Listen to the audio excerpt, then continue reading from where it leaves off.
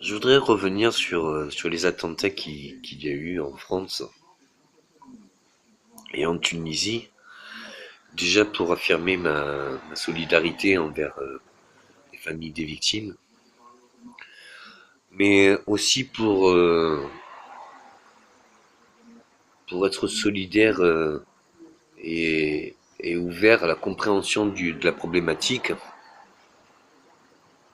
dans le pays qui fait que euh, ces mouvements de pouvoir, le Daesh, tout cela, qui est qu'un mouvement de pouvoir, se sert de la religion, du sacré,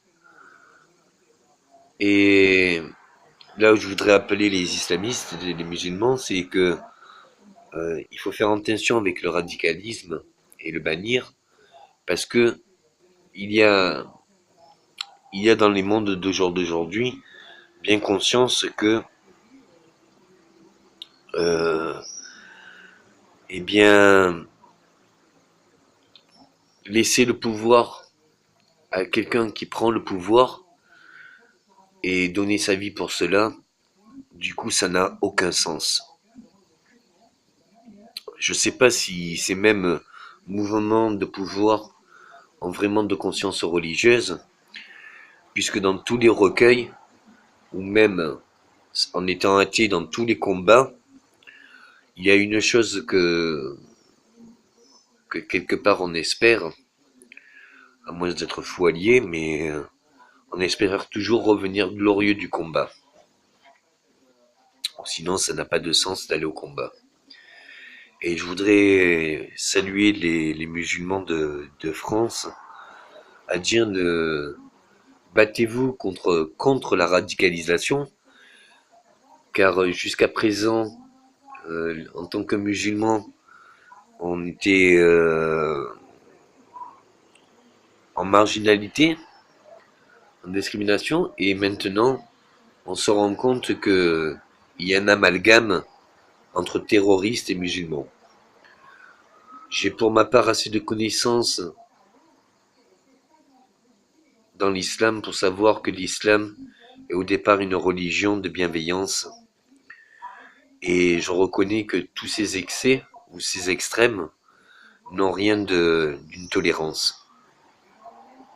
Mais j'ai connu quand même, il y a une trentaine d'années, des pays qui étaient musulmans, où les juifs, les musulmans et les chrétiens cohabitaient. Et au-delà de certains petits mouvements ethniques, eh bien, on peut dire que la stabilité, ce naissait d'une instabilité, mais c'était plus acceptable. Et là où je viendrai en venir un peu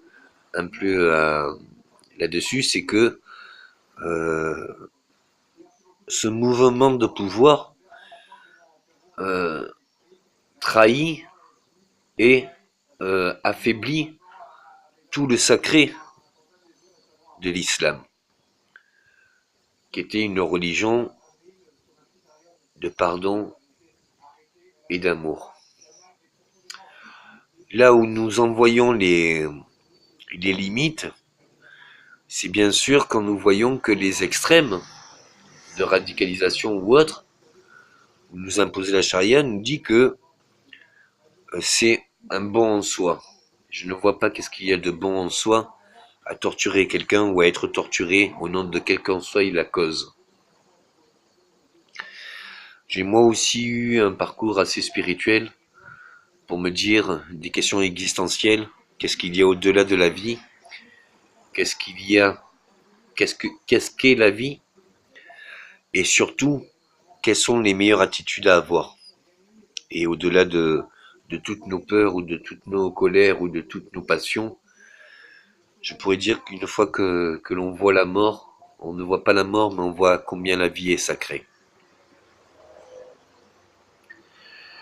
Là où je voudrais en revenir, c'est pourquoi je fais ce discours, c'est parce que j'ai l'impression que toutes ces radicalisations, eh bien, engloutissent tous les islamistes dans un seul et même panier, et qui fassent que pour les communautés internationales, eh bien cette religion en sa totalité commence à être incomprise.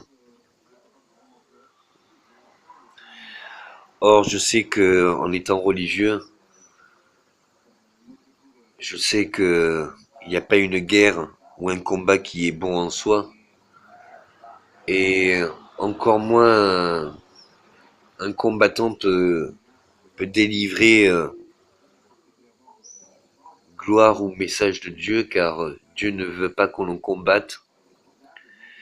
Il veut qu'on apprenne à s'aimer. Il veut qu'on apprenne à vivre les uns des autres. Il veut apprendre à apaiser nos colères et donner la passion de la vie et de l'amour. Là où ça en devient dramatique, c'est que justement, tous ces faux idéaux d'aller au combat délivrer la parole de Dieu,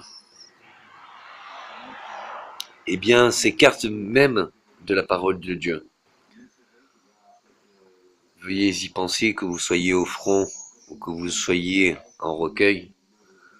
Veuillez y penser à qu'est-ce que pourrait vouloir Dieu.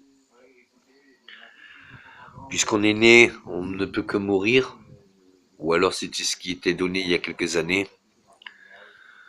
La question qui devient de plus en plus profonde, qu'est-ce que nous devons vivre?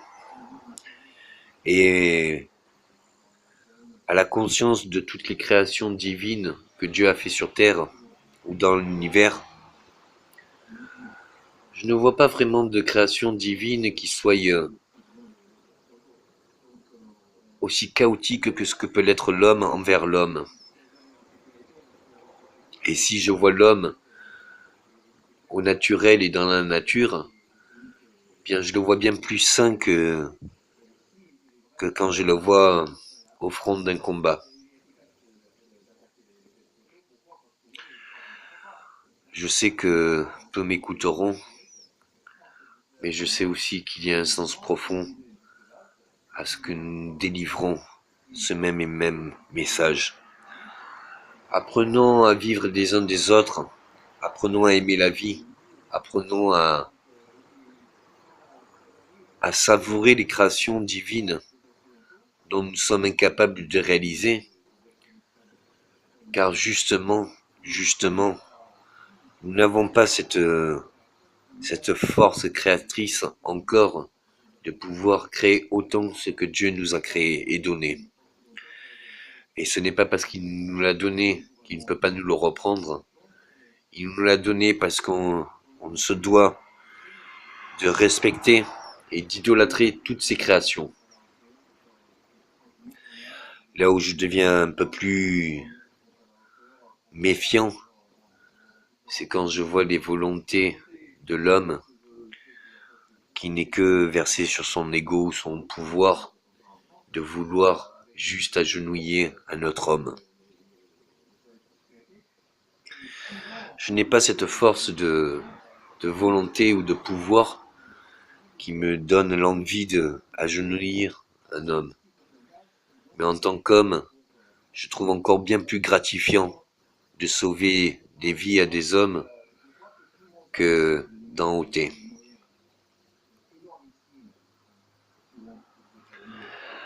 Je voulais rappeler une dernière fois que ce combat-là, ce n'est pas des chrétiens contre des musulmans, ou contre des bouddhistes, ou contre des juifs, mais c'est un problème humain.